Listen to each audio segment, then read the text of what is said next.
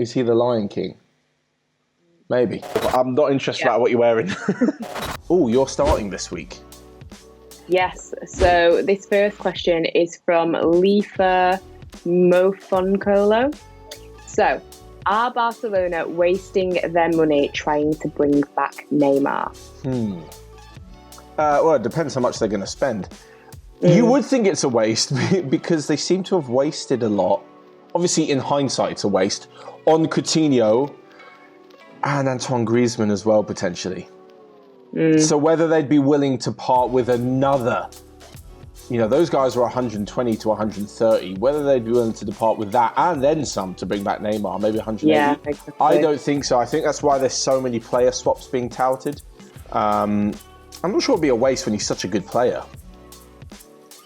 I don't really know. True. It's one of the things you'll say after it happens. If he's a flop, you'll be like, oh, it's a complete and utter waste. But if he's not, you'll be like, oh, it's totally worth it. I'm unsure. Good one. Right, Rafe Tech with the next one saying, do you think Neuer will leave Bayern as they're having issues with contracts? If so, where to? And if he does leave, will Bayern sign a top-class keeper like Ter Stegen or Kepa? Ooh, Kepa in the top class there. Or will they rely on Alexander Nubel to be their starting keeper?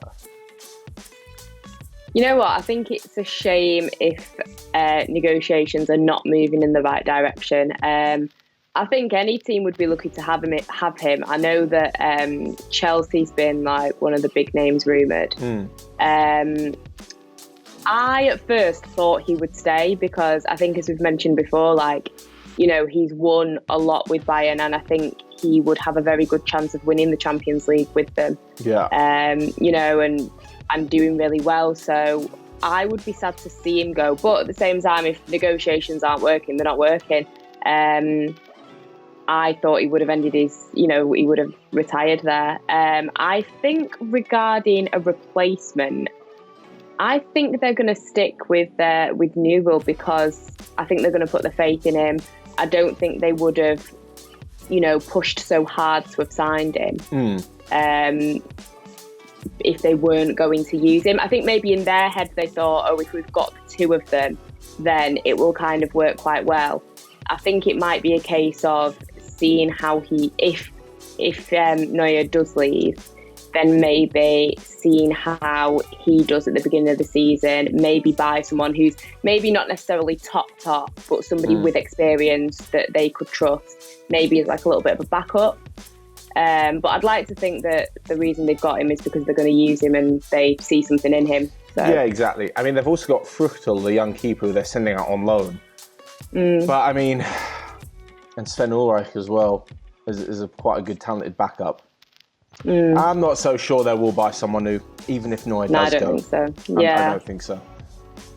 Right, next question. This is from Soham Matra. So, is Alphonso Davies going to be the next David Alaba?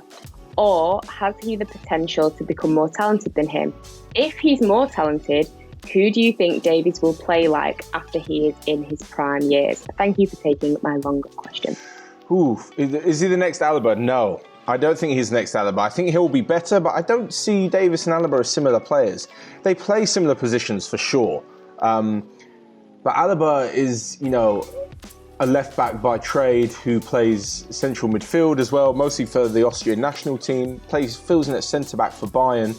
He's very neat on the ball, an incredible footballer. I think Alphonso Davies is far more of a flying, attacking winger or fullback, incredibly athletic, has a brilliant footballing brain on him. I don't actually see them as similar players, and I think throughout Davies' career, he'll grow further and further away from the kind of player that David Alaba is. Not to say that Alaba's bad at all. I think Davies will be better. And play like in his prime years, I'm trying to think. Someone flying down the left-hand side, left-footed. I'm thinking Gareth Bale in his Spurs years and his early Madrid years when he could run forever and was so quick and just taking people on like that. That's the kind of Davies I see. I certainly don't see him like Alaba moving into a central position or a wide right position and cutting inside. I think his game is very much involves his athleticism. Yeah. I'm trying to think of a flying left back. I don't know, the opposite of Dani Alves. So Dani Alves on the right, what he was doing, but just on the left-hand side for sure. Yeah. Right, Yvonne Lloyd, next up. Which team is better? Germany's 2014 World Cup winners or France 2018 World Cup winners? Oh. That's a tough one. Now, I'm trying to think. To be honest, the fact that Germany managed to beat Brazil 7-1 in their own backyard, I think that is a massive pro for Germany. I think regarding their roots, I would probably say Germany maybe had it a little bit more difficult. I think they had Portugal in their group, who obviously at the time Ronaldo was a little bit younger. I think that team was held in quite high regard. Obviously, but they did, they beat France, Brazil and Argentina. And that was in Argentina, obviously with a younger Messi. Younger Higuain, etc. So, France, I think the only decent team they had in their group, well, I think like the biggest name they probably had was like Denmark or someone, I think. But again, they did beat Argentina. But again, it's an aging Argentina. Yeah. Uruguay, I think, was Cavani injured? He didn't even make that World Cup, did he? I don't think. And then obviously that Belgium team. And I guess a lot of people will look at, Croatia wasn't necessarily a big name to beat in a World Cup final. It was no Argentina or... but I still think they were pretty good. But yeah, I think when I look at that Germany team, that was like a solid team. Like, I think every player kind of ticked a box of being awesome. And I think the French team was still amazing. I mean, you've got Mbappe, Giroud, Griezmann, Kante. I think it's a really tough one that I would probably sway more towards Germany just because of that Brazil win. Yeah. And I think as much as they've both got amazing teams, I feel like that Germany team was a little stronger. I'd say Germany was a stronger team, was like the sum of parts. Like they were like together collectively a better team, but I think France probably has better individuals. Yeah, that's like from an individual basis, like Mbappe, like you said, Pogba, Griezmann, like Kingsley Coman, they individually, you'd say on paper they're better, but that Germany team was just ridiculous. And I also feel like the French team, because it is quite a young team, has got the potential to maybe, I'm not saying they're going to win the next World Cup, but I think they will probably be, they were in the running for the Euros. Who's to say, especially with other youngsters that will come through, that team could maybe even go on to be better. But like I say, looking on paper, I would probably go for Germany, but only just. Yeah. I'd have to agree. Next question. This is from Benny and Weirham. So, do you feel that Memphis Depay to Arsenal is a good replacement for Aubameyang? Ooh, is he a good replacement? He has a lion, Yeah, I know, on his back. He's got a real lion as well. Yeah, he has one on his back, I've seen. A tattoo, yeah. Is he the Lion King? Maybe. I think Depay isn't a direct replacement for Aubameyang. He's certainly not a player like Aubameyang who's very good at finishing and quick and speeding in behind. I think he's a bit more industrious than that. I would say he'd be a good signing in general. I just think Depay is a quality player and would be good pretty much at any side given his current form in Lyon. If you can bring that into the Premier League or Serie A, wherever he was to go if he left. I'd see him more as a Lacazette kind of player. Gets on the ball a lot more, is more able to sort of make something happen without his teammates necessarily needing to put him on a plate or assist him like with Aubameyang. But yeah, I think he'd be a great signing for Arsenal. Yeah, same. He's pretty nifty. I'm not sure he'd cost too much either. Potentially. Right, next up, Thomas Williams. What is your opinion on Jude Bellingham? Linked with United and Dortmund. I know. 16 years old. You know what? He is, he's done very well. I think he's got like 4 goals, 3 assists. I think for a 16-year-old, he's got a lot of appearances as well. And he's certainly a bright prospect. I'm not going to lie and act like I sit and watch Birmingham every single week. A, because there's no football at the minute, and B, because obviously I'm watching teams, I'll be honest. And I think I just worry for him. Like, not that I know him personally or anything, but I do worry for him because I just think at 16, it's one of those where I think he's on like a scholar's wage of like £145 a week, bless him. And he's like seems to be in like a really humble surrounding where I think Birmingham have really nurtured him and would continue to do so. But at the same time, if you have got big teams shouting for you, offering you crazy money at 16, 17, of course you're going to be like, yeah, I want to go. Because as well, you might think, oh my God, what if next season maybe I'm not as strong and these teams are not after me, and like it's a lot of pressure. I personally would like to see him maybe continue, whether it's at Birmingham or maybe, I don't know, I'd like to see him maybe in the Premier League, build up a little bit more experience, then maybe move further afield, because I just, in my own head, I just think it's a massive, massive jump. But at the same time, if he's good enough and he can prove himself, and obviously Dortmund have got such an amazing history of bringing in these young players and turning them into superstars, so you can't be a fool to say no. It's a tough one, but I think he's a great player. I'd feel like there should be some sort of clauses in contracts where if they move to a big club, they need to play a certain amount of games, whether that's at the club or on loan somewhere else. Like, you know, I get it from his point of view to say, right, I'm going to leave Birmingham now. I'm going to take the money. It sounds like it's a quiz show. I'll take the money. He'll take the money and, you know, we'll go to Manchester United and he'll have a 40 million pound price tag on his head. He'll be a 17-year-old at Man United, probably on like 40, 50k a week.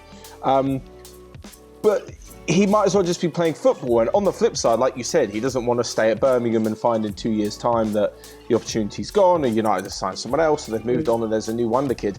So surely if they were to sign him this summer, you know, he could say, right, I want to spend the next 2 years in the Football League, so in the Championship or League One or wherever, and I want to find me a loan where I can play at least 30 games per season. Like where he's actually going to be playing. It has to be. Yeah.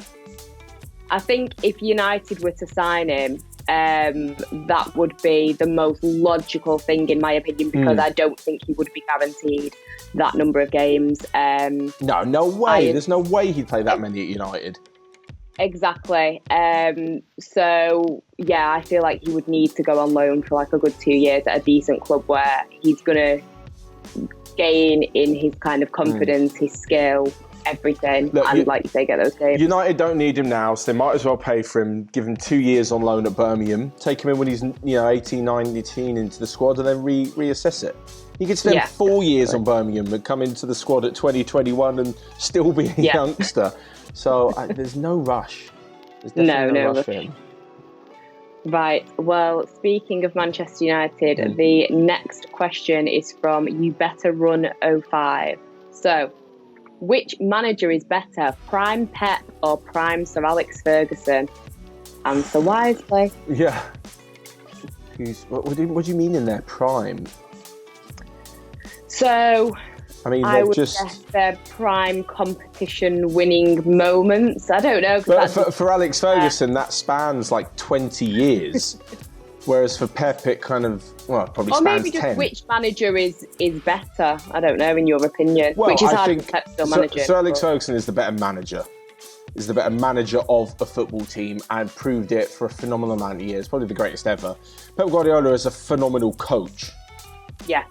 Whether he's a good manager in the all-round sense, I know things have changed because I'm sure Alex Ferguson did a lot more within the club than Pep is ever going to be asked to do now, because football's moved on and there's so many more people involved and so many more nuanced professions within a football club that Guardiola can't possibly be expected to keep control of all of them. Alex Ferguson himself admitted that he wasn't a great coach. That he had guys like Mike Phelan and Carlos Queiroz who were the best coaches in the world taking it day to day and teaching the players. Ferguson was just a good manager. He was great at motivating, he was great at being a fatherly figure, talking to players, managing a lot around the team.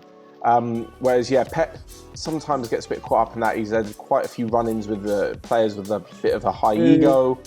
But he also has turned players and teams into phenomenal sides. I'd say prime Sir Alex Ferguson was a better manager. Pep's the better coach. Yeah. Right, that's a good question. Carl Anakwa said, how good do you think Valverde at Real Madrid will be? On a scale of 1 to 10, how good has he been so far? Will he be a good Modric replacement or even better? I think he's had a really good season. I mean, he's only 21. Yeah. Bit of breakthrough season for him. Yeah, and he's had over 30 appearances. He's doing really, really well, and I think I like the fact that despite the red card, he was still hailed for that Supercopa performance. I like that. I think he's a massive prospect. I think the fact that he's learning alongside the likes of Cruz, Casemiro, Modric, etc. And I also like the fact that he's quite adaptable, because I've seen that he has played kind of deep centrally, and then I think against Barcelona he was on the right wing at one point. So I like that. I think that he will definitely be in demand. He's been, I would probably say, I'd say probably a good 8 out of 10, to be honest. Yeah. I think he's done really well. I'd find it hard to disagree with you. Yeah, I think, and as well, I always, when I look at him, he's not necessarily the biggest, but I think he still uses his body really well. And I think he'd be a very good replacement for Modric. I think he'd be a good replacement for Modric in the team. Whether he'll be as good as Modric is... Time will tell. That's another question. It's impossible to say right now. I think he's certainly shown that he's really good. Real Madrid aren't letting him go for anything. Yeah. There's no way they're going to sell one of their best midfielders. No. There seems to be a kind of, we mention this quite often, an eagerness for the next star to burst out and take Real Madrid, El Clasico, the Champions League by storm. He doesn't quite seem like that to me, a sort of absolute superstar in the making. But if he can do his job and continue to be a brilliant midfielder like he's done now for the next 5, 6, 7, 10 years, then he'll be a phenomenal player. I wouldn't put him in the bracket at the moment of someone who could go on to be kind of like Pogba levels of talent. But I think he would be I think he'd be a solid, consistent. Yeah, absolutely. As long as he doesn't turn into someone who stays at Real because he loves them and he's not actually part of the squad anymore, like Lucas Vazquez or Nacho or someone like that, who's kind of hanging around in the background. Hi guys, remember me? As long as he's continuously improving and becoming and showing that he's still a great midfielder, because he is looking a lot better. Plus, he's under Zidane's stewardship as well, which is only going to help him. So I think he can go be really good. How good is he so far? Give him an 8. Yeah, I'd stick with you on 8. That's a pretty good one. Right, we have got a quick fire for you here from Sam Simex. So, are you ready? Hit me. Prime Messi or prime old Ronaldo? Messi. There is no other comparison. Whoever that second one was going to be. Prime Zidane versus prime Iniesta / Xavi. Zidane, yeah. Prime Ronaldinho versus prime Cristiano. Oh, I love all these players, but I mean... Prime Vidic versus prime Nesta. Ooh, that's a good one. Prime Vidic versus prime Nesta. See, the thing is, I think... this is another one where Vidic's prime was probably concentrated over a shorter period than Nesta's was. And Nesta has all the titles to prove it. I'm going to go with prime Nesta. And finally, prime Schmeichel versus prime Buffon. Schmeichel. I know Buffon's great, don't get me wrong. Schmeichel was just a different level beast, though. I find it very weird. People sort of... Oh, my earphones fall out.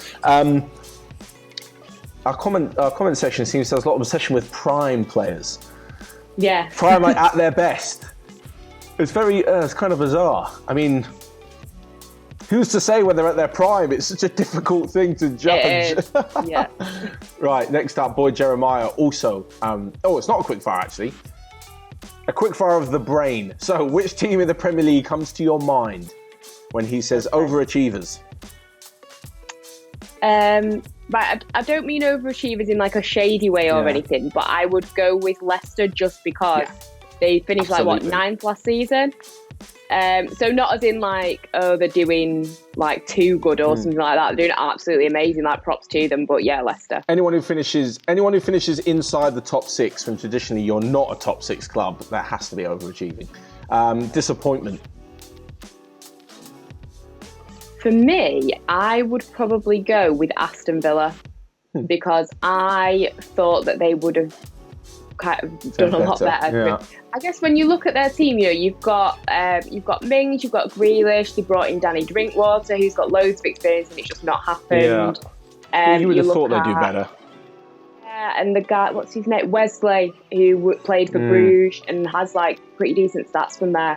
Yeah, I'm a bit disappointed by them. I thought they would have played better. Who's excellent? Got to be Sheffield United. I think they're like, I think the only team that's conceded less goals. I'm sure last time I checked it was Liverpool. Like that's the only team that's conceded less. Question mark. I would probably say West Ham because I just don't really know what's going on. It's like they're trying to build something, but it's not really happening, and they've been building it for a while. And then they get David Moyes back. Yeah, it's all very confusing. You know, they've got like Haller, Declan Rice. They've got Jack Wilshere in there. I don't know what's going on there. You know, they've got an ageing Zabaleta, Snodgrass. It's like I feel like they're trying to do something, but I don't really know what's going on, and don't think they know what's going on. They're just like, right, let's just keep going, guys. It'll be all right. Time will tell. The next one. I would probably say Everton. Yeah, just completely. Because I think they've got a new manager that's come in. Their squad's all right, really. I mean, you look at like you've got Pickford, you've got Baines with so much experience, Michael Keane, Sigurdsson. I mean, they've got Fabian Delph, who was at the World Cup. Yeah, true. Walcott. You know, I think time will tell. I'm looking forward to seeing what happens with them. And just start over is the last one. I think you'd probably just go with Norwich. I think they just need to throw it in the bin and just rebuild. Start again next season. Yeah, definitely. I think there's been like 3. I think you've got like Buendia, I think Pookie that have like carried that team through the whole season. Obviously got Max Aarons as well, who's drawing a bit of attention. Yeah. They've had awful results against teams that they should have done better with. So yeah, I think they just need to throw it in the bin and start again. Perfect. Right. Thanks for that, Boyd Jeremiah. Not sure if I said the name beforehand. That was good, that. I enjoyed that. Right. Okay. Your next question is from Patrick Cruz. So, who do you think will win Serie A and who do you think deserves it? Oh, I love this phrase when it gets thrown around in football about people deserving it. You deserve it. Kind of everyone works hard. You'd like to think you deserve to do well. You'd all deserve to do well if you work hard, but whoever wins it deserves it because they won the most points. If you didn't win it, then you didn't deserve to win it. So yeah, Juventus will win it because they deserve to win it because they're the best team who win the most matches. I mean, there's all this very sort of, but you know, some team did this or some player did this and didn't deserve it. Didn't do enough. It's nonsense. If you won it, you deserve to win it because you won the games. You know, and you did what other teams didn't do, whether that's score more than the opposition or lose less than the opposition. Yeah, Juventus win it and they deserve to win it. Johnny Nick, what's the best football kit of the 2019-20 season? Oh, I do love a good kit, you know. I'm the opposite. I hate them. Yeah. I just hate the hype around kits. I just want them to be simple. I get what you mean about the hype because it's like just wearing them, get over it. But I do like to see a good bit of fashion. I'm not going to lie. I did rate Hull Cities just for like the tiger like scratch. Yeah. Yeah, and you know, with the current climate of Tiger King, it was I must say, I did enjoy that one. The one that I've seen the most that I do like is probably Barca's third kit, the teal green one. I do like a bit of teal green, but again, Arsenal's away kit, they always bring out a good yellow gold. Barcelona's home kit as well is quite nice. But yeah, I'd probably say with the third one, the teal green, I like that one. Yeah. You're over it. Just get out there and play football. I'm not interested about what you're wearing. Right, okay, your last question is from Half Skull. Who was your favourite player when you first started watching football? Oh, well, when I first started going to Tottenham, it was David Ginola.